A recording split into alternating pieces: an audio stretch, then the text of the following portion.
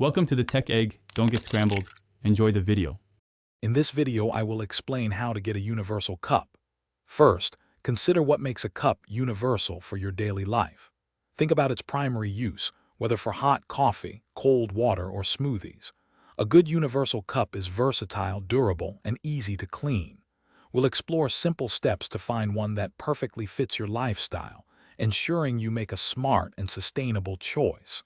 This easy method will guide you to your ideal reusable companion. Owning a universal cup brings many advantages to your daily routine.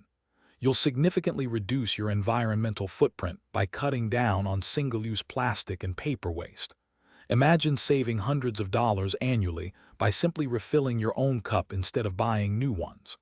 Plus, these cups often keep your drinks hot for up to 6 hours or cold for 12 hours, enhancing your beverage experience. It's a smart, sustainable, and cost-effective choice. Finding your perfect universal cup is easier than you might think. Large retail stores, such as Target or Walmart, typically have a dedicated section with a wide array of reusable drinkware. Online platforms like Amazon or Etsy offer an even broader selection, allowing you to compare hundreds of styles and features.